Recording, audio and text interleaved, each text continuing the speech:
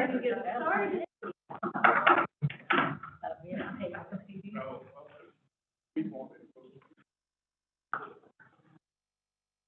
Okay, welcome everybody. We're gonna go ahead. We're gonna go ahead and get started. I'm gonna go ahead and take roll call. Committee member Tim May. Here. Committee member Janice Rosa. Here. Committee member Sarah Murray.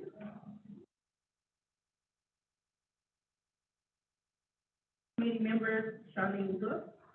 Here. Committee member Barbara Hughes.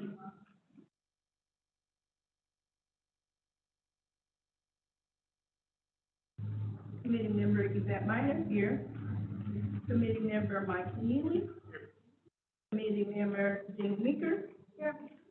Committee member Linda Clark.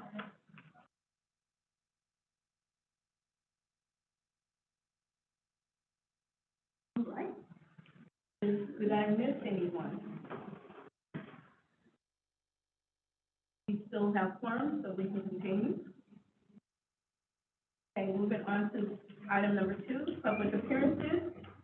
Members of the public who wish to address the committee regarding matters not on the agenda should request recognition at this time pursuant to the above described protocol. See also guidelines for public appearances in the general information section below.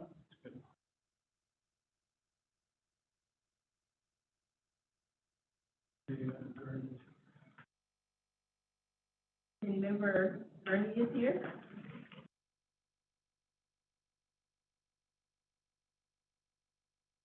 Moving on to really quick, I want to do a round of introductions, and I'd like to say welcome to all the new committee members. I did forget to do this the last time, so I'm taking time to say welcome aboard, and if we can just go around the room, starting with Lisa.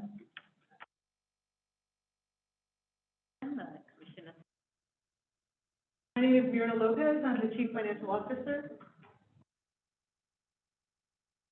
Representing Yvette Minor, representing Santa Rosa. I'm Deborah Doyle. I'm the Chair of the Library Commission. Charlene Lux, representing Hillsburg. Jenny Meeker, representing.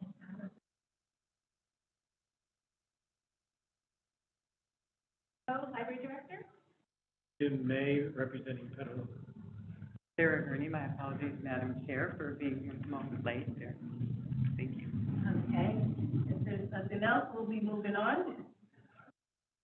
We're gonna move on to discussion. Item 3.1, Library Commission report. Thanks. It's so delightful to see everybody in person. This is the first time. Welcome to the newcomers and welcome and thank you to everybody who has served on this oversight committee. I won't take too much of your time, but I wanted to just welcome you because you serve in a very important function. You help annually review the expenditures and appropriations of tax revenues to ensure that all such revenues are spent and appropriated for the purposes and uses set forth in the expenditure plan, and we really appreciate that. And some of you, I think, were at the volunteer lunch the other day, but for those of you who weren't, just wanted to let you know that we are assessing the prospect of renewing the direct library funding approved by the voters, and that so we may be inviting the voters to renew a tax allocation to support. It won't add any new taxes; it would simply extend the 1/8% allocation already in place. And as we talked about in the volunteer lunch, how much does you all know how much Measure Y contributes to our annual budget? Is 40%. That was $15 million this fiscal year. So what would it look like? We all wanted to remember what it would look like if voters don't renew the tax, and so we probably have to cut back open branches from 7 weeks to 7 days a week to maybe 5. We'd have to cut staff. We'd have to cut back or eliminate our ability to provide computer checkout and 24/7 access to the internet, all the renovations and new construction that we need to keep the facilities in their best shape. They probably wouldn't happen. We'd have less funding for collections and longer wait times for materials, and we did some other services as well. So we a team led by Erica, and Ray, of course, is also participating, and others in senior management are working on assessing the prospect of a renewal. So we're fortunate that you guys did our assessment by somebody who has helped us in the past, on the last campaign, our public affairs advisor, Dan Mullen. So we appreciate your reviewing our expenditures from last year too. So thank you so much. 2024. That's part of the conversation, 2024. But she had one for 8 years. Yeah. It's not been 10, but it seems like it was just yesterday, doesn't it? And it will just be tomorrow. If we decide on it. We have a strategy, so,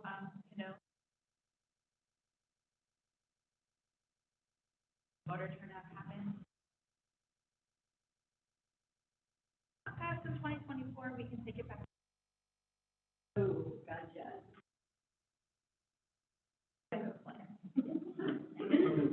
Okay, does anyone have any additional questions? I do have a quick, question myself. I wanted to know for the report that we have in today, do we need to ask for public comment?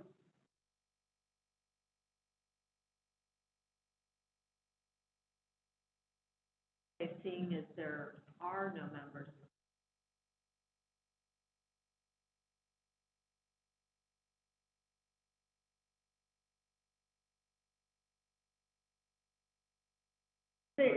If we're not certain, why not ask for public comment, and then we'll Okay. have. Okay, and then the same person, correct? We'll ask for, Anybody?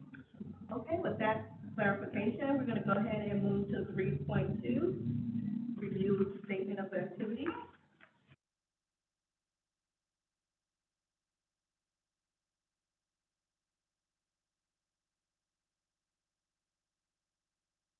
So the chair and the vice chair of the committee, and there have been questions also from committee members, better understanding of the fund balance available and lots of terms that are used when describing the fund balance. And the fund balance is recorded in the statement of special fund activity. There's not a lot of movement in this statement. We do include it on a monthly basis to the finance committee and the commission, for information purposes. When there is a change, it is when there is a budget adjustment. For example, recently, the library received a Lunch at the Library grant with over $200,000 worth of revenue and over 2 fiscal years. So, to reflect that revenue that we were not anticipating and to allow for the matching expenditures, we asked the commission to increase our revenues and increase our appropriation or authority to spend, for that grant. And that is a budget adjustment. And so then you will see revenues and expenditures change in our financials and will be reflected in this statement. It should be reflected for the month of May. It is not here, but I just wanted to express an example when this statement changes. The statement also changes at the end of the fiscal year, at the close of the fiscal year, which is June 30th, of whatever fiscal year we're closing.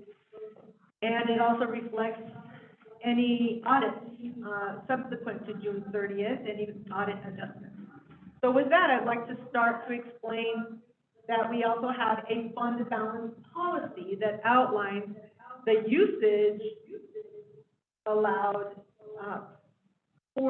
of the fund balance. And so therefore, I have here fiscal year 21-22, and we can start with $13,700,000 approximately. That is our beginning fund balance available that's carried over from the prior year. And then we have our revenues for the end of fiscal year 22 of 15.5 million. And the expenditures of 11.4 million. So 15 million minus 4 million is a net change to the fund balance of 4.1 million. That's an increase. So our expenditures were less than our revenue. On the second part is a list and explanation of adjustments and committed funds. In fiscal year 22 was the first time that we fully implemented the fund balance policy. The fund balance policy allows the library to set aside funds for major investments, so that whenever we need to make a large expenditure for IT or facilities, that we don't take a big hit in our operating revenue, but we set aside like a little savings account for it, and therefore not impact our operation. That those are these balances here. In addition, there are some audit adjustments, which is the GASB 31 adjustment of $723,000. So as you can see, it is a complex financial matter. When you look at our monthly report, this fiscal year 22 was not a good year in the financial market. And in our audits, we need to show a loss in our pooled cash with the county. The county is our treasurer. We have our cash pooled with the county, and they invest funds according to their finance policy, investment and policy, mainly in treasury notes, and there was a loss last fiscal year. So in our audit, we will see, in our regular monthly report, we will see a negative. So in this statement, we show a positive, because we don't want to, it is still, it doesn't change our cash, our cash. An audit adjustment, 115,000, because of just adjustments in, maybe we didn't allocate to the sales tax, and so in our cleanup and our own auditing, we made some adjustments here of 115,000, which is a plus. We have prepaid, meaning we have subscriptions to items that could be over 2 years, and so we account for any prepaid of $14,000. Now, in these items, because they're committed funds, we show them with increases are in a parentheses and decreases are no parentheses. So this is an increase to the committed fund balance, right? So we established for the IT resource replacement, we use this fund right here for replacing our laptops, for example. And in fiscal year 22, we set aside $371,000 approximately. For IT capital replacement, and those are like our network, cabling, or big servers, anything costs over $5,000, we set aside $1.1 million. And then we have major maintenance for facilities of $226,000, and those are any fixing to regular maintenance of large things like our HVAC system, plumbing, those kinds of things for across all our branches. We also have a vehicle replacement committed fund, so we have a fleet of vehicles, and so when we need to replace a vehicle, we can tap into this fund here. We have our capital improvement committed fund balance of $8.4 million. And those are our refreshes and, major, capital improvements over $5,000 are in this capital improvement fund. So we established that these funds, these available funds or committed funds are set aside. So we can't just use it for buying books. We have to use them for, these specific reasons. And how, yeah. That, work on turning that. Have to turn off the, so maybe.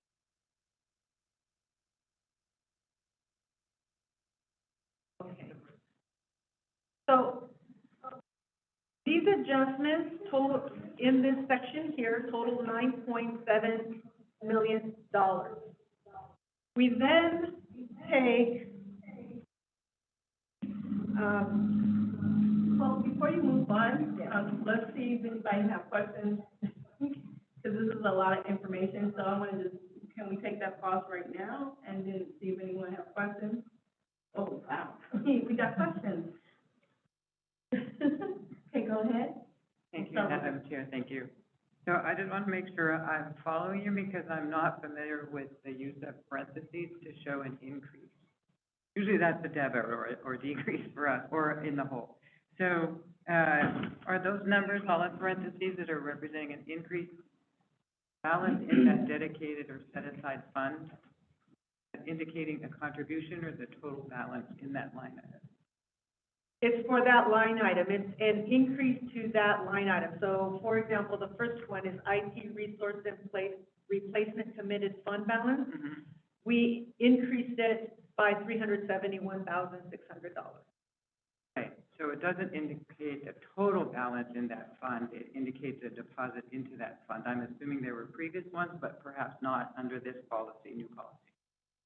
This was the first year we established them. So as you can see, that 371, Mm-hmm. that's, there, matches it down here, 371. Okay. It was okay. You see that? Yes, I did see it when I was reading it, Uh-huh. to study up, but I was just wanting to make sure I got the parentheses. Thank you, thank you. Okay. Okay. Yeah, so because it's the first year, it's, these two sections are gonna look very similar. In the following year, we will see that we're drawing down on them, and they will, the balances will change. And there's not a policy to deposit consistently to all those funds? That is correct. They could be discretionarily increased. Only the commission can do that, and yes, there's no strict policy about it. Thank you, okay. Another question. I'm a little confused where this money for increases is coming from. As we have 9 million total adjustments, 2 million done up.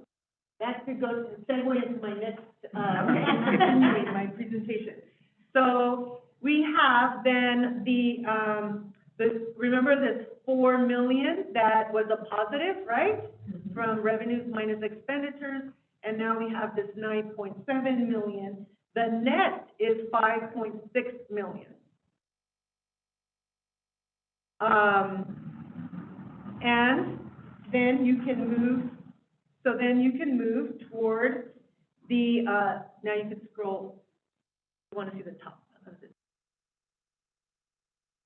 Remember, we started with 13.7 million that rolled over from the prior year, and you, then subtract the 5.6 million, and for a total ending available uncommitted fund balance of 8.1 million. And then this 8.1.64 million is rolled over into, becomes the following year's beginning balance. Call for any questions? Yeah. Okay. Okay, so now, it's a transition year, fiscal year 22-23, where we started using and drawing down on those committed funds. So we had to split it this way, in three columns, the current fiscal year, so that we can, monitor and track it, and just follow it more clearly. So we have an operations column, and we have a committed balance column, and then a total. So under the operations, the fund balance of 1.8 million is carried over from the prior year. Our revenues that we're expecting with all sources, grants and whatnot, is 15.7 million. Our expected expenditures are 15.6 million. So therefore, there's a tiny positive impact to the fund balance this year under operations. Now, so that 86,000 is carried down to the net change. And we have the ending available fund balance, which is the 8.1 million plus the 86,000 for $8,251,384 available of uncommitted fund balance. That's our operations. As you can see down here, there's nothing because it's all operations. But the next column shows the committed fund balance. And our committed fund balance, really when you add these figures here, it is committed, it is $10.3 million that we have available. We're drawing down 104,000, as you can see here, from the IT resource committed fund balance. That's this first line. We're drawing down 176 from the major maintenance committed fund balance. And we're drawing down 6 million from the capital improvement fund balance for a total of $6.3 million of all of these combined. Therefore, we have this, we're using this $6.3 million. Now, if you scroll down a little bit. So as you can see, this first line item, we started with 371,600 last year, right, when we established it. We're drawing down 104,000, so therefore we have a remaining 276,000 in that committed fund, and so on and so forth. The total also that is committed is the stabilization fund, which is the rainy day fund. And that balance of the rainy day fund is $3.2 million. It's not shown here, but it is shown over here in the total. It's not where this column here only shows the usage of the fund, of the committed balances. We do not use the stabilization fund. That is a rainy day fund.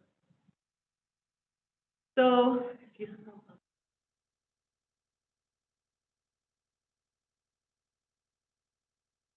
So the total of the committed, of the uncommitted fund balance, the committed fund balance, you have a total of $18.5 million. You do all the additions and subtractions, you have $6.2 million change in fund balance. And therefore, when you remove, you start with 18.5 million minus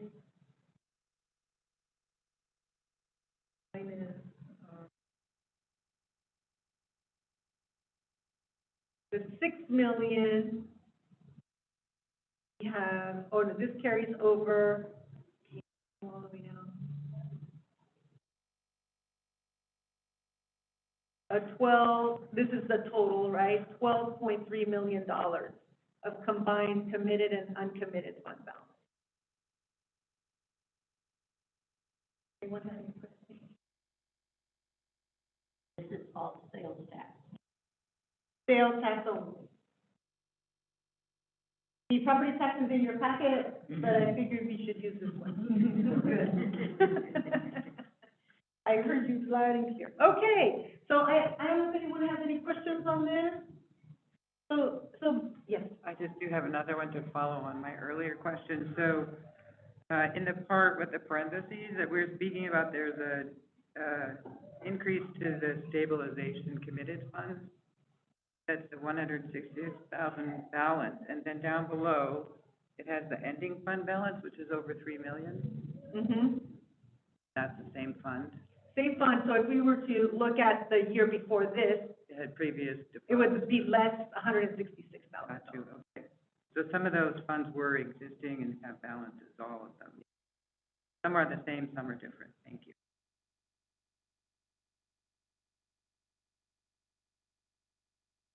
Yeah, so basically, in the Measure Y fund balance, there's $4 million. Still could be budgeted. Oh, Is that right? no, it is ending available uncommitted fund balance is 8.2 million. $8.2 million. Yes, so here you have your operations, this is your uncommitted fund balance. That's good. That's good news. Right. Got Okay. money. Any additional questions?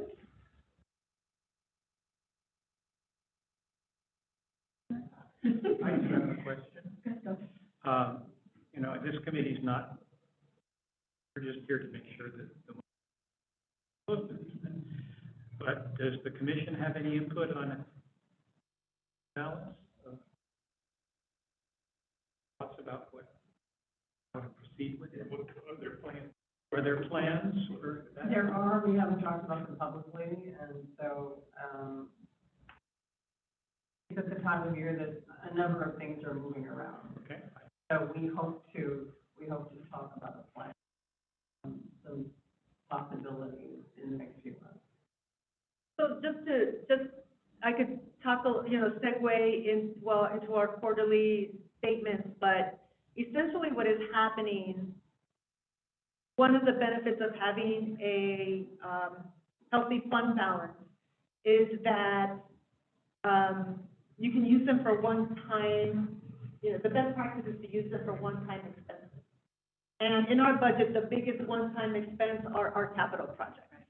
And that's why the fund balance allows for that, and we have been using that, the fund balance for one-time capital expenditures. That frees up our operating revenue, the revenue that comes in every year, for our regular operations. And that's what this is showing here. The balance is where, we want our available fund balance to be replenished. And at time, there is some planning in that. And then there's those surpluses that happen, right? Because this is a plan that we expect to spend $15.7 million, $16.6 million, and receive $15.7 million, right? But that could change. We won't know until the end of the fiscal year what actually happened during the year. And I have some of that explained in my next report. And just really quick, I'm going to ask, are there any comments, public comments? Just here today. I guess I think our concern as a committee is that when we go to the public and ask for additional funding again, we need to, I'm always concerned when we see this huge surplus, are they going to say, well, why didn't you spend what we gave you the first one? So we've got to have a plan. Right. Let's not forget COVID. Oh, yeah, huge, yeah, a huge issue. impact. Think together. Okay. And then, are there any Zoom comments? Okay, we're going to go ahead and move to item 3.3.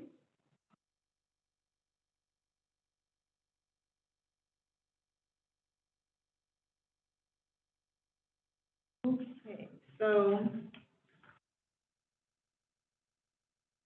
the next, can we start the next slide? Are we ready? Yes. Okay.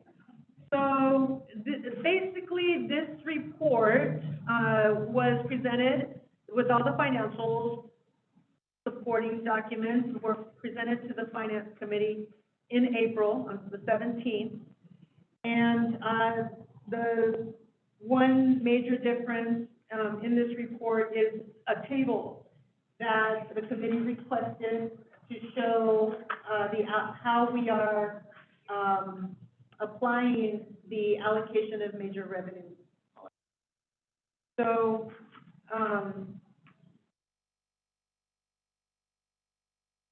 if you don't have any questions overall, I did just want to, share that table.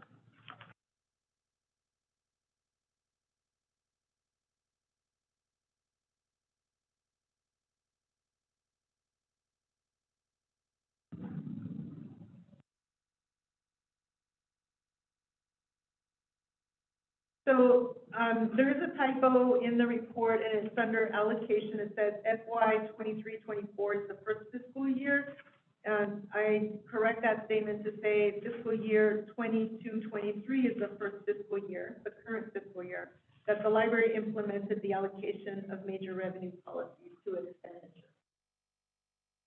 And within that policy, which is, was also in your packet, shows that we categorize the divisions by direct service-oriented divisions and administrative divisions, and then capital projects.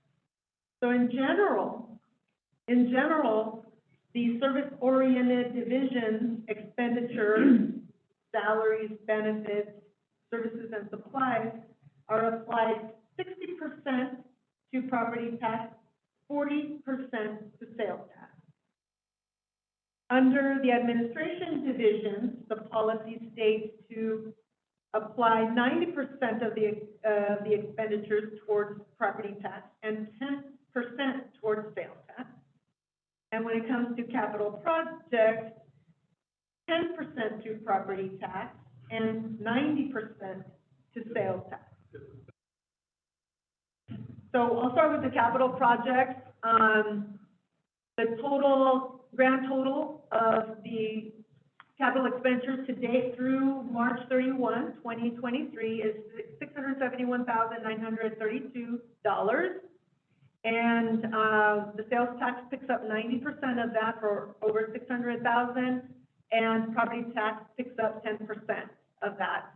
And as you can see, there's some very small, rounding, but it rounds to 10 and 90%. And so on and so forth. Salaries and benefits are rolled up here. The grand total is $14.6 million. And, the sales tax picks up, this is under the service-oriented division, $6.1 million. And as you can see, and $8.6 million under property tax. That splits 59%, 42%. But if you recall the budget,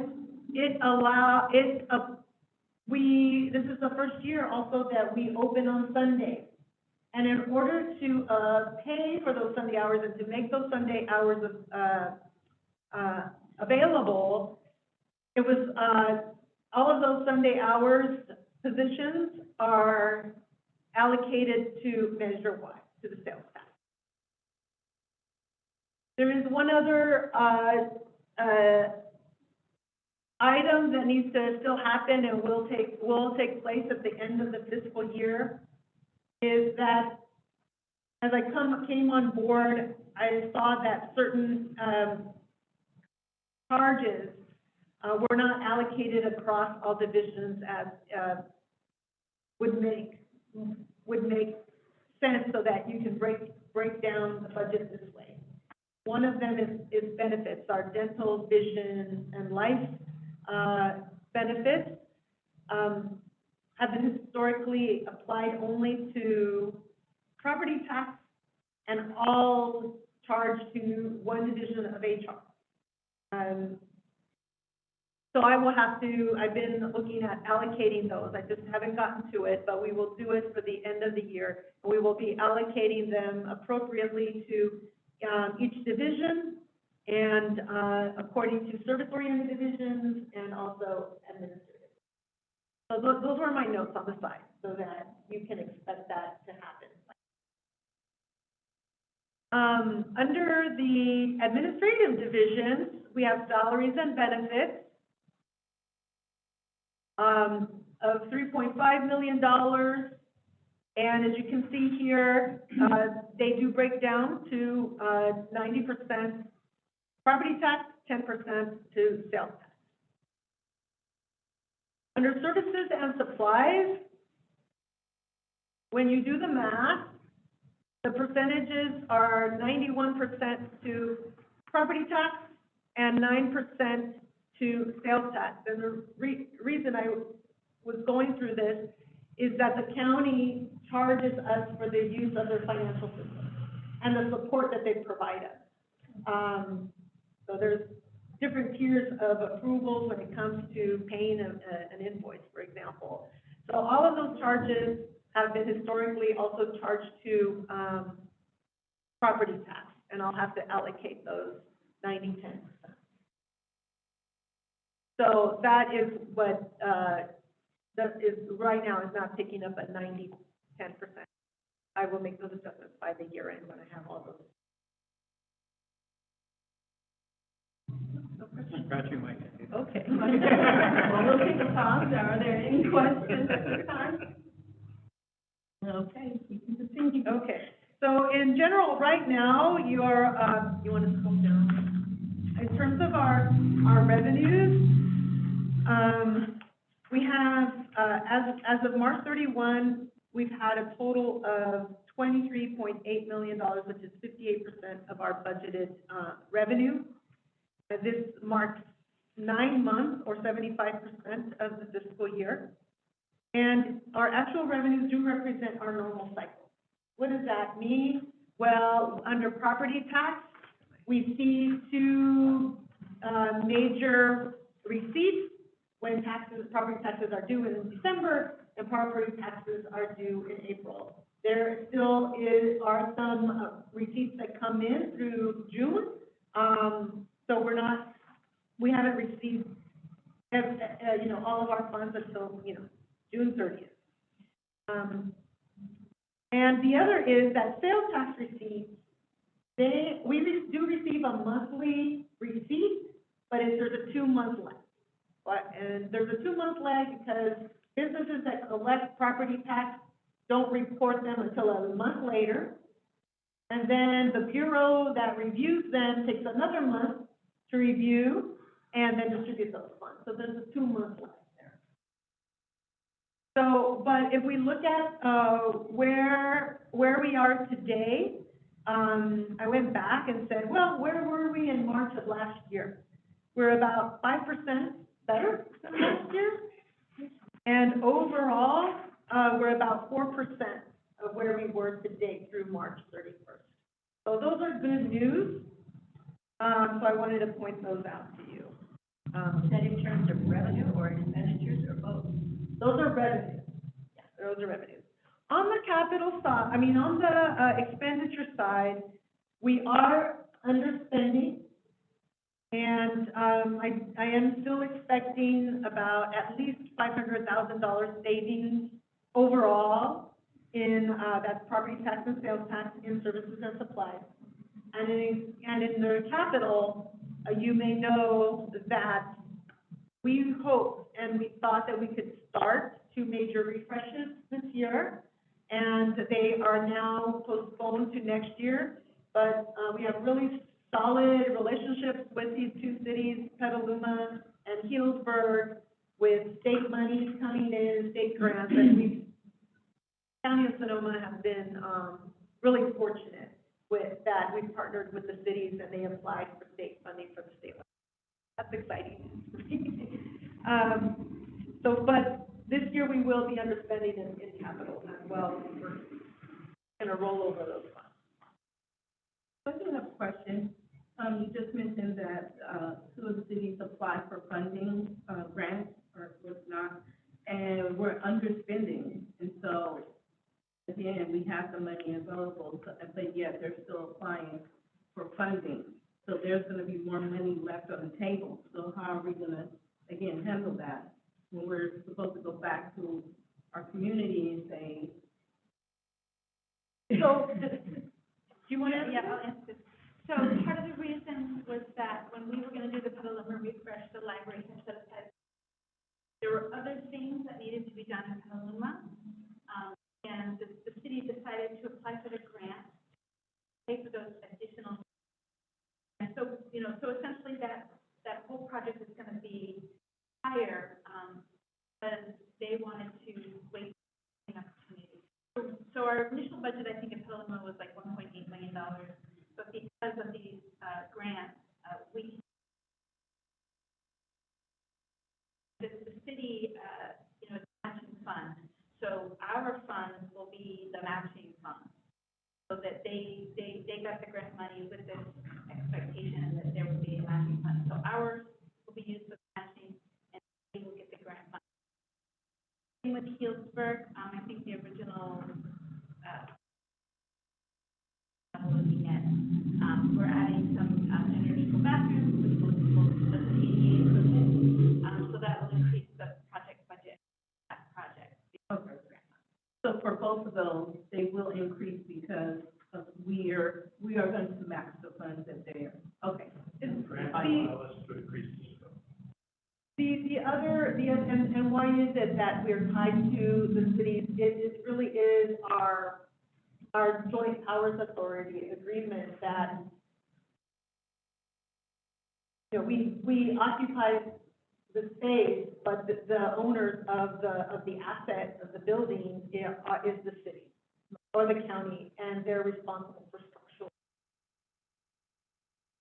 Do we lease on every building now? We're negotiating with the city of Healdsburg, we're negotiating with the city of Santa Rosa. So, and the thing about the grants is that they require a lease. They require a lease, and the lease has to be a 10-year past the completion of the project. So with Sebastopol, we actually had, you know, their lease expired in, I think it was 9 years, because their project is not gonna be completed within that time. And the lease. Just as a note, there was money available that probably will not be available in future years. So the library really wanted to make sure that our partners are aware of funding that they could take. And if I'm hearing correctly, by the time we go to the voters, those projects should be starting to happen. So we don't need, monies will be being Utilized, yeah. Yeah, Petaluma will be finished next spring. Healdsburg will begin. They think they're gonna start fall of next year, and they have a timeline to spend that money. Okay. Yeah. That'd be good to go to the voters and say, we've done the following, Right. and these are definitely scheduled.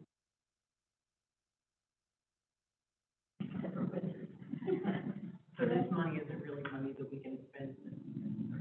Did I see it? Okay.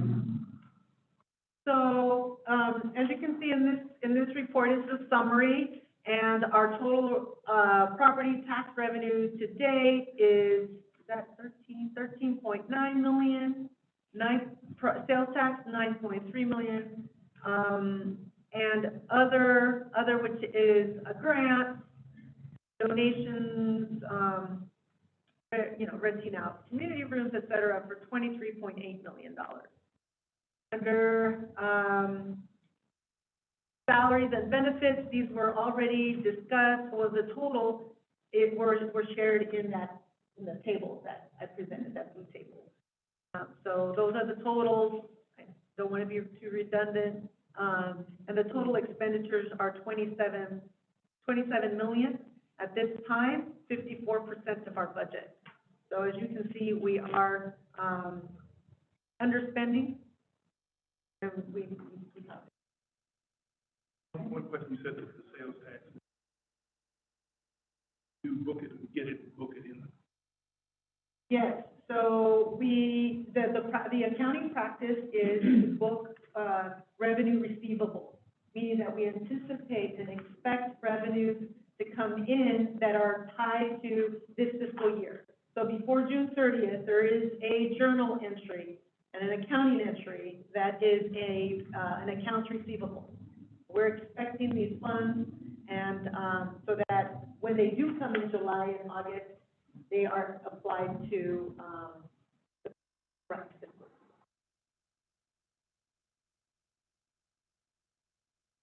You're okay with that? I'll move on. Any additional questions? Okay, any public comment? Public comment. Any Zoom comment? No. Okay, moving on to item 3.4.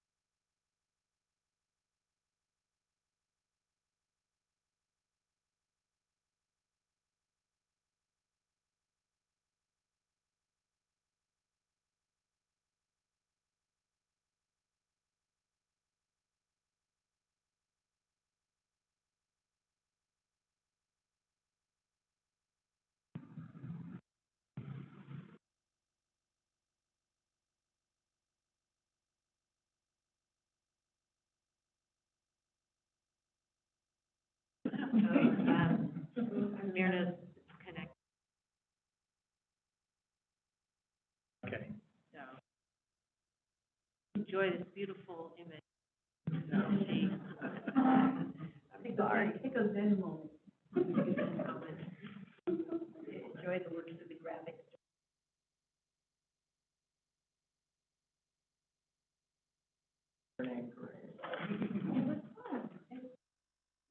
Ideas of bubble machine, maybe our.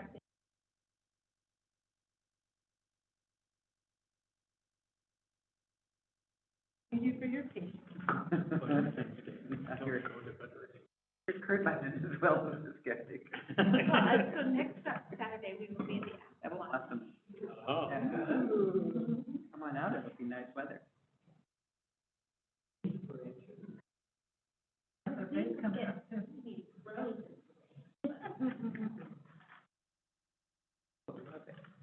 So, like last year, I presented the proposed fiscal, year 2023, 2024 budget, well, the prior years. Last year I presented the 22, 23 budget to the Measure-wide Oversight Committee, and so I'd like to make that a tradition. And, so I'm presenting the fiscal year 23, 24 proposed budget that was presented to the commission on April 4th. And, the reimagining plan set the priorities for this next year's budget.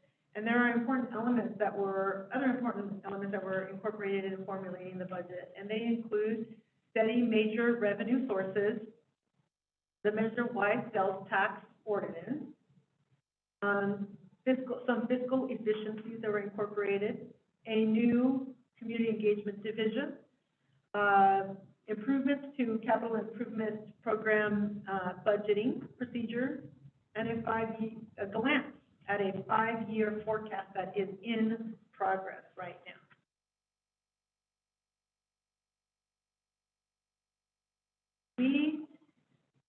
We continue to be mindful of external factors that impact our revenues and overall operations, such as economic conditions, natural disasters, and still with COVID-19 variants. And so we're still monitoring illnesses.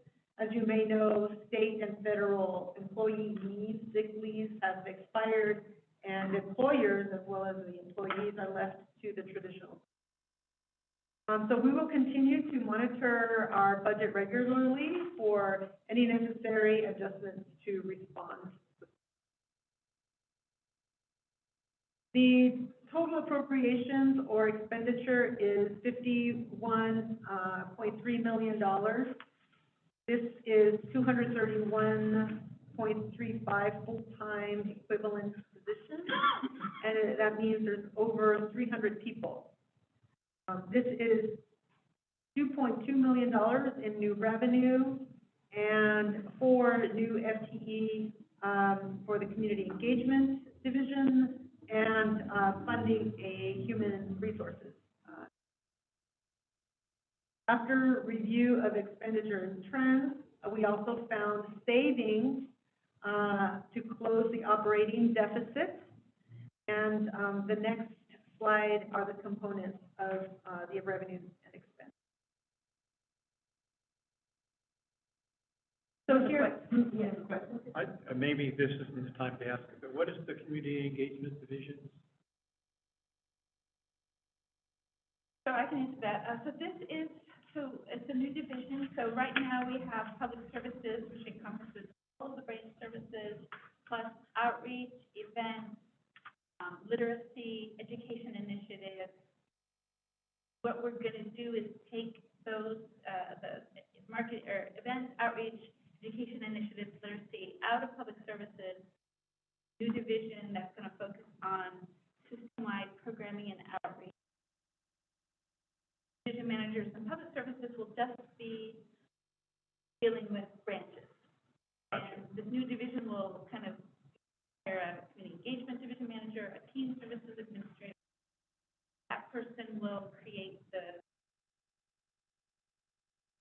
coordinate our program, adult team, volunteer services, as well as literacy. Cool. Sounds good.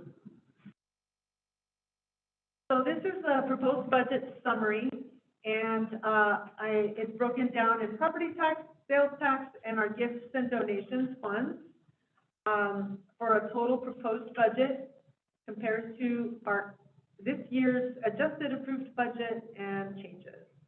So under the proposed property tax, we have a property tax expected revenue is $26 million. Intergovernmental, which are some funds that come from the city of Santa Rosa, state grants, for example. Other are whatever interest earnings that we may have, charges for community rooms, for example, and donations, about $90,000. And on the expenditure side for property tax, we have salaries of $11 million, benefits $5 million. We have the OPEB trust payment that is split, so total salary and benefits $17.4 million. Services and supplies is $9 million, and we have a contingency fund that is new this year or next year. We've set aside funds for any unanticipated costs or things that we're expecting but do not know exactly how much it'll cost. So we set aside a total of $340, but we split it over both funds. So non-capital expenditures under property tax is $26.6 million. Capital, we add capital for a total of $862,151,000 for total expenditures of $27.5 million. Now, how are we funding this? We know that we have revenues up here. These are our operating revenues, and this is the use of our fund balance. Here's the maintenance and repair committed fund. We're going to use under property tax, $600,000. The capital improvement program, $862,000, for a total of $1.4 million under both of these. The maintenance and repair are combining a couple of those committed funds, and then the capital for $1.4 million. So it's your property tax.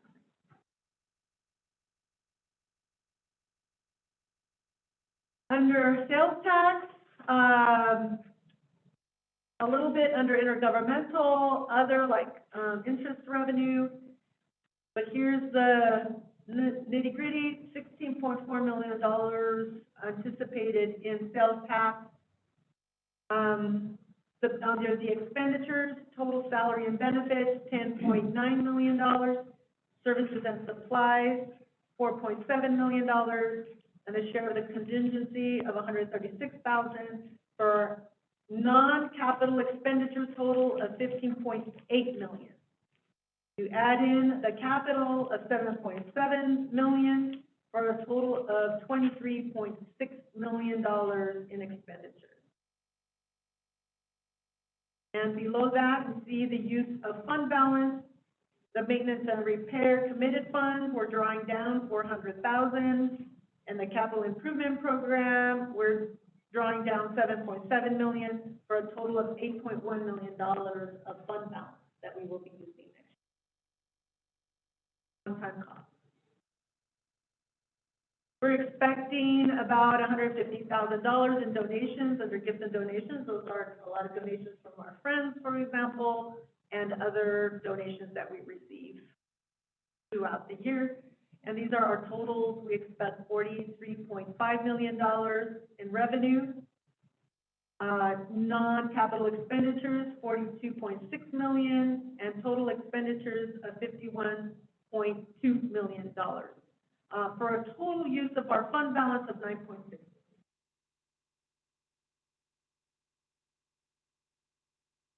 So overall, in appropriations, we are increasing our expenditures by $1.8 million, and the total use of fund balance almost $2 million compared to last year. And in FTE, we're increasing by 4.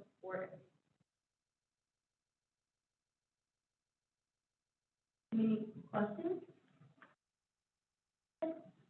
This is just definitional, the OPEB, OPEB account, is that related to the unfunded accrued liability?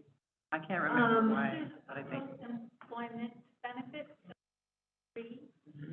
So it is there is 2 unfunded liabilities. One is on the pension side, and the other is on the health benefit side. So this is a trust fund. Right. That is funded annually at this time, set aside for the use of it, drawing down at the time that the finds that it needs to. This is the total liability. You're welcome. I do to not answer have later. that number at the Okay. top of my head. But You're welcome to answer later. Yeah, I just want my opinion, because we're all living under that, big threat. Yeah. You're welcome to answer later, Myrna, thank you. Yes, on the OPEB side, I do not have that. Yes. We can Yeah. get that to you. Thank you. Right, I have just basically, so the $8 million for capital, how far, and refreshes? The $9.6 million, we have 2 refreshes scheduled. It's the Petaluma and the Healdsburg.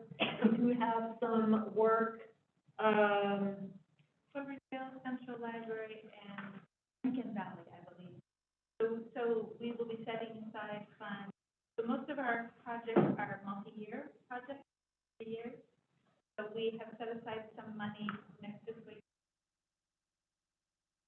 Valley, Corpdale, and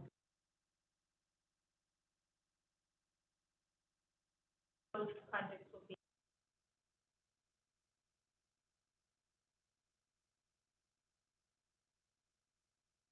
So in terms of refreshes, 2 refreshes, and others are major projects. Just so you know, the Petaluma and the Healdsburg ones are almost.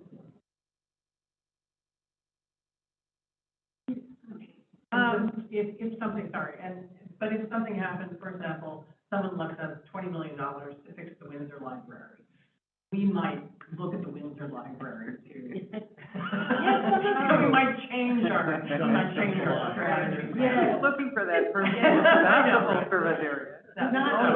So we're trying to be mindful of all kinds of possibilities. Yes, we hope. Try to be nimble and take advantage of generosity. Okay.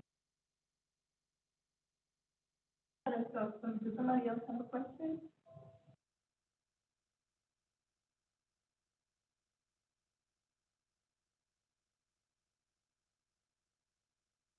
So here I'd like to present to you,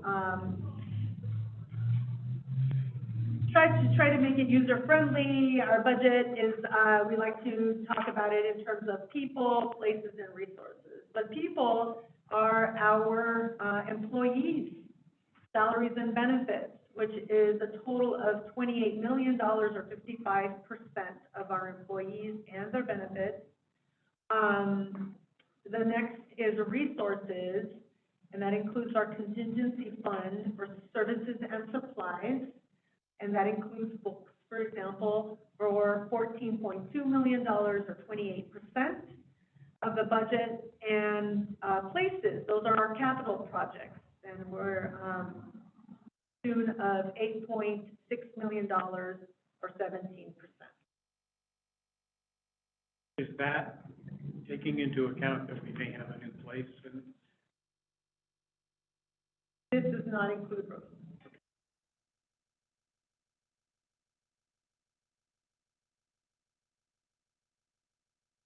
So this is our appropriation by division, and, just really quickly wanted to highlight the top one, which is public services of 33% of the budget. Facilities, 26% of the budget, and from there we have collections, our books, are 13% of the budget. And since it's new up here, we have the community engagement and literacy division, which is going to be 5% of.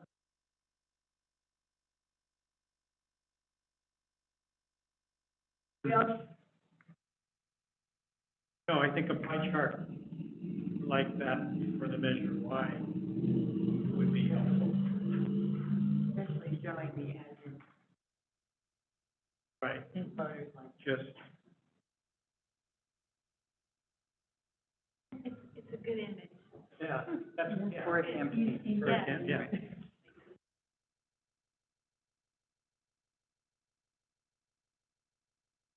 So here, we wanted to show, because there's always this question about how much of our resources, effort, and energy go to our branches. And this is our operating funds. Our operating funds show that 78% of operating budget goes to branches. So that includes, public services and the new community engagement division, 66%. The support services are the facilities, collections, marketing, and IT are 12%. And so adding those two up are 78%. Administration includes executive services, accounting and finance, as well as HR, those three. And in terms of FTE, 91% of our FTE are allocated to our branch services. You can see again, it's public services and community engagement, as well as support services. 19 FTE are allocated to that. Supports a workforce of over 300 people.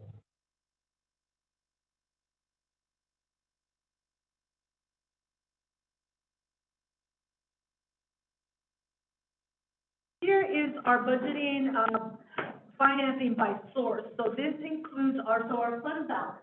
So, how are we funded? We're funded with property tax of 49%, sales tax, 31%. And these are our revenues that are coming in of the total budget. That includes our fund balance. And, 18% by our fund balance.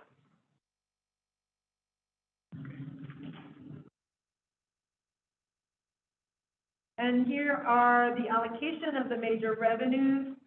This is, the formula is based on our tax revenues, right? We do get other revenues, but when we're just solely looking at our tax base, property tax is 26 million, Measure Y is 16 million for a total of 42 million, and that is how we get our 60-40 formula and our split on how we allocate our expenditures.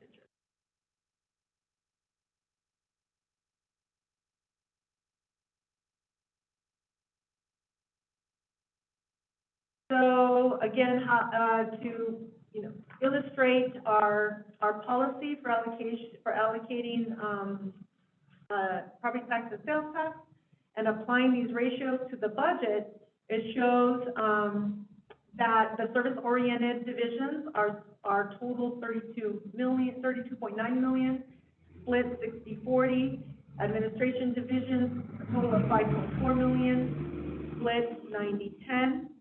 Capital projects, 8.6 million, split 10-90.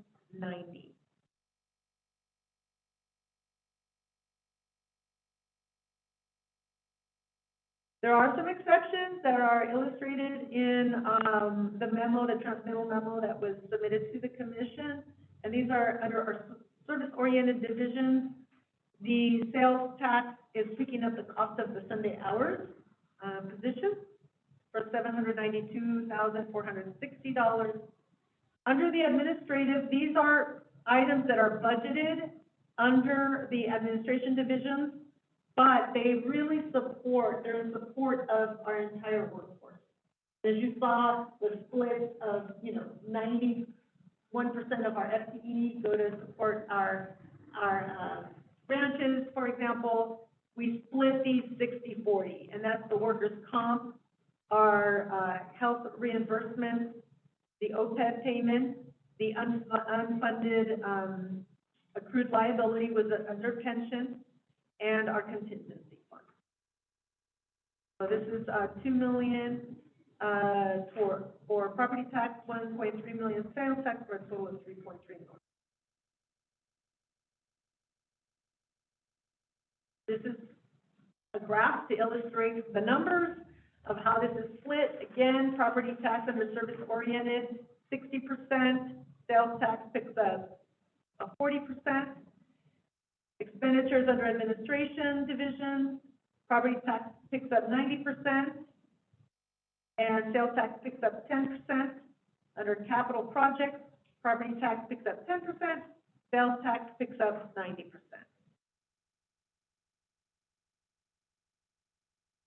And for next year, we have the fund balance of what we're expecting, given, I've already done through the tutorial on the statement of activity. This is a snapshot. So we are expecting, again, at the end of next fiscal year, June 30th, 2024, if everything goes as planned, under sales tax, you'll have a $9.5 million fund balance. So, the next slide, please.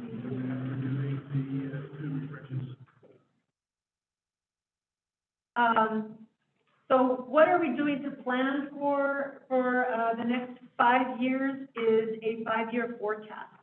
We're looking back to forecast forward in terms of how much annual revenue we can expect, what our expenses we can expect, and then what we're trying our best to estimate also what our available fund balance will be. Given the available fund balance, there has been a lot of talk at the Finance Committee, the Commission, this Oversight Committee, and so many other places of like, what is that plan for that fund balance? Well, this is a tool to inform the decision makers, our commissioners, as to what is available to them in the next 5 years, and what are the best investments for the community, given this information that they'll have. So the plan is to present an update of the 5-year forecast in May at the Finance Committee. And that concludes my presentation. Oh, no, wait, one more slide, I'm sorry. I have to tell you what our goals are for next year. Again, it's to sustain our Sunday hours location, so next year will be the 2nd year that we have that we're open on Sunday, at all branches. We continue the allocation of major revenue source policy. We've eliminated the operations deficit under the property tax fund. And we created a new community division, engagement division. We're launching an innovation fund. I have not spoken to that, but that is an item under the new executive director to go to spur innovation among staff. We have created a contingency fund, and we are implementing new capital budget procedures. Those are, because as we know and what we've seen is that we have budgeted our capital projects for the entire amount. Even though we know this project might overlap 2 years, in order to ensure that all that funding is there, we've been budgeting it. But now that we have this tool of committed funds, we don't have to put all of the money in our operating budget. We can, or our annual budget. We know that we will budget what we will spend. And therefore, we put in controls so that we are monitoring and tracking the financials of our project so that our monthly cash flow better reflect our expenditures under our capital project. So that is new under the capital. I have a couple of questions. One of them is, I've been in central office, and it seems like there are a lot more than 19 people in administration. But I understand that there's a distinction between the administration department and then like the collections department, the IT department, and those sort of things. So in terms of your concept or the concept of what's happening, things like the director, HR, and what else is specifically in administration? There's 3. You mentioned 2, and the other is the budget, accounting, and financial services. Yeah, okay, all right, good. So that, if anybody's talking to me about you're spending too much on administration, I can say, well, that's these 3 departments. All that other stuff is back in the back of that office. Well, yes, support, we're calling them support services. Right. So these are the delivery folks, right? The ones that, you know, the people sort who- and deliver the books. The materials department and The the IT materials department and the department. program. Okay, IT could not function, you know, our branches could not function. right. No, I just need to understand All the those wonderful division. things. My second point, and I've kind of been saying this for a while, I think it might be smart very soon to just start calling it the tax measure, instead of Measure Y. The new measure won't be Measure Y. And we want to be able to have people's mind set to the fact that it's the tax measure, not Measure Y. Say we need to redo Measure Y, and they go, it's on the ballot. So I don't know that tax measure is the appropriate name, but, yeah, sales tax. But I suggest that. Renewal. You're a strategist, too. Anyway, this has just been in my head for a while. Thank you. There is another Measure Y as well, Which will. the road measure Y, Right. right, which is in place. just so we start calling it. It'd be nice to eliminate the word tax, but anyway. It's underhanded. Yeah, it's, well, marketing. Anyway, that's all I need. Anyone else? Just had a confusion. Here's what happened to me, and it may happen to others, certainly to the public. When I think of library, small L, I think of the facility, I think of the community, I think of our people there who are staff that we're very attached to. Then when I think of library with the capital L, I think of the formal business of it. And I think of also the building that the city owns, the facility. And I found in reading this, I'm going, well, wait a minute, does this little L library mean admin is proposing this budget? Or is it admin and the commission?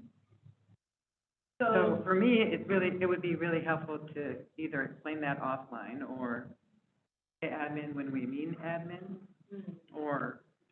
So the way the JPA is written, it dictates, the budget process. Right. It states that the executive director with the chief financial officer plans and proposes a budget to the commission. I know that. I'm just talking about in the reports, when the word library is used, I get confused between the small L and the capital L. Like, who are we talking about You here? know, it's funny, I'm an editor, and we love consistency, and typically in legal terms, when a library is capitalized, it stands in for, as opposed to library system as a whole. Regional. Yeah. Right, right. Well, yeah, So you're maybe dealing what we with, need to do in our memos is, you know, like you do in contracts, right? You say, you know, Sonoma County Library, herein after known as library, with a capital L, right, right. I mean, you're talking to an attorney and English major, you see how easily I can get used in text, right? That would help, thank you. The librarians love capitalizing things.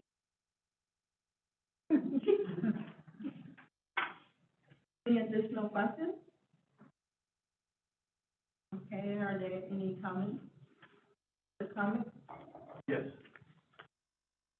Should I come up to the Yes. front? Absolutely. You were just discussing number 5, why oversight? Or No, are you on 4? we're finishing up 3.4. 3.4. 3.4. And through health, it was budget, right? Hello. Get up here where you can all see me. My name is Dwayne DeWitt. I'm from Roseland. I'm going to stand here because the light is very bright. So I want to first thank you for how the library has reached out to empower a small portion of the community with a Roseland library branch. That's a wonderful thing, and I would hope that your budget would look into keeping that library branch right where it's at. That will save you money, and that building has already been fitted out and is working very well. I understand that the bureaucracy of the library wants to help the city of Santa Rosa build out the Bellevue district, and they want to put in a whole big thing 1.2 miles to the south of Roseland and have that go forward. I believe you should do both. Those new people who are moving into the Bellevue district and those people who have been out in Moreland for all these years, they'll make use of that new facility. And the people up in Roseland, where the Roseland Census District is the most disadvantaged, overburdened, and underserved census district in the entire county, they will continue to have the benefits of this small library where I was at today before I came over here. And I stop in there often just to see how things are going. Further, I want to just clue you into one thing. He just said he wished people wouldn't say tax. There's a lot of people that wish there wasn't any tax. And you're going to have a hard road to hoe if you're out there looking for more taxes, because the Regional Climate Protection Authority is going to look for a tax. Other entities are going to look for a tax. And we're taxed out. We're up at almost 10% on sales tax. It's getting to be the highest in the nation. I'm from the day back when a guy named Howard Jarvis wrote a book, said mad as hell, and pushed forward Proposition 13 to say, look, stop with all these heavy taxes. And it's really important now because a lot of people can't afford to live here, especially the younger people. They're having to move out of the area because it's such a burden financially to be here. I have the luxury of poverty. I know how to be poor in my hometown. I can stay here still, and I can get by. But there's a lot of folks that can't. So I'm here to ask you folks, one, keep the Roseland branch that's there now alive. Number two, help on having some bit of a library in the brand-new Roseland Boys and Girls Club. I've been waiting 60 years for that. When I was a boy, we'd ride our bike over to Montgomery Village, and that's where you get to play. Now it's there. And you know what's really good about that Boys and Girls Club over in Montgomery Village? It had a library. We could sit in there in a quiet space and read in there. And I do believe that Maggie, her name is Magali Tellis, who was at Sonoma State, the city, now with them. She would welcome a little bit of a spot to sit in there and to respite from childhood, if you will. All the sports that go on, all the noise and all that other stuff. There's some people like me who are bookworms, and they want to sit down and read, and they'll like that, okay? So be supportive of all these different things that you can for Roseland. We need it, and it won't get better without the conscience and the ethics of folks like you. Because the old story out there is, what it is? Build, build, build. Asphalt, asphalt, asphalt. Concrete. We need to actually keep what we got up there on Sebastopol Road and the small green fields that are out there. Thank you for your time.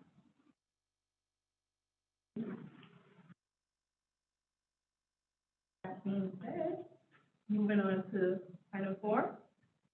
As the future agenda items and committee meetings, we will be moving forward in, I don't know what month yet, but picking new officers with a chair and vice chair. And so start thinking about who wants to be able to do that. I'm game for another year. Ooh. Okay, you got it, sold out. And then also, for the report, I want to start early this year, and I'm looking for people that want to step up and help, with our measure-wide, report. So things, start thinking about that, so at our next meeting, those are things we're gonna bring on our agenda. Is there anything else, anyone would like to see on our future agenda? I had a question about a meeting date. Is there an explanation why we don't have a regularly set meeting date? It has Probably a- has a history to it. Well, But that you're- it's essentially when people are available, because people do travel, and so we have to have, a quorum in order to have a meeting, so that's why we don't have a set date. And I don't know if anyone want to speak to the past about the previous date. But there's more, because you can't meet until we have a certain, for example, the next one probably isn't until August. Get the fiscal year. End of June. Yes, we will have an available report in August, So, June 30th. so the other one would be since the week before that, and you don't know. I would just think that would all be scheduled, and you would know it was August, or we would know it was August, and we would know in January that it would be August, or something kind of predictable, but. Yeah, it's been a little tough in the last couple of years because there was missing staff and administration, but we're getting on track, and so if we know for sure that everything will be done in June, we can probably look at setting our next meeting in August. Thank you. I have another question about a potential orientation for new members. I think, Madam Chair of our commission, you mentioned that last time as a possibility. Remind me. I just did. Well, I must be because, I mentioned it because it seems a little embarrassing to be here and ask questions like, what do you mean by parentheses? But, On orientation? an orientation for Ah, new people. Yeah, we were going to do something with the Brown. Yeah, Brown Act, and then this for the new people, well, for everyone, as, not just the new people, but for everyone, with basic training, reviewing, the ordinance, and certain things, that we asked for that, and we definitely want to have that at some point, but we do have some new members that are not here today, Mhm. and I think we're almost done completing the whole committee, so kind of wait a little bit, because we don't want to start the training, And get, and they get the people, and they have to do the training again, so. We believe that the County Commissioner is going to be appointed fairly soon, which then means that both organizations will have full complement. We can order enough orientation. right, that came up last time, and I think it's just probably longer than I realized.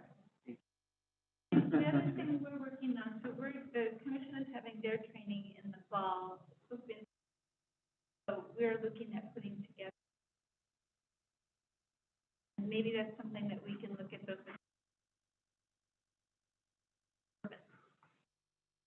We're also going to be scheduling visits, so if anybody wants the branches,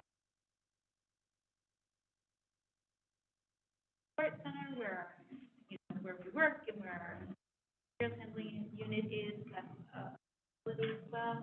So, But we're clear that you're an independent group, so we want to make sure that.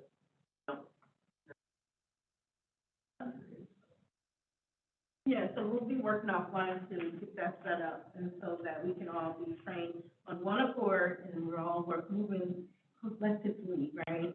So we will be setting that up, offline, and also our next meeting, which is going to be in August. Bear your mind for that. Just would like a rough projected timeline for the report. We meet in August. So in past years, we've had it completed by October, right? Usually we present it up, except for this past, presented to the commission. So if we go backwards from that, Okay. and then Ray needs it a couple of weeks. And it takes a couple of months. Yes. So basically, So usually the committee would need to be in place, start off in that August, yeah. okay. So I think we're in a good spot, because we're gonna do it early. So as long as we get that done and work on it, we can have it to, the commission in an earlier timeframe than we did last year. So I heard you was volunteering? Watch me. So we should have all of that ready to go in August. Our team that's gonna be writing the report, that will be all done in the month of August. So you got a little break, but start thinking about wanting to write the report. Okay, anything else that needs to be added to the agenda? Moving on, well, we just discussed item 5, so we're looking at August. We'll be sending out a doodle poll to give the exact date for that, and we'll make announcements on that, at a later time. Is there any other comments?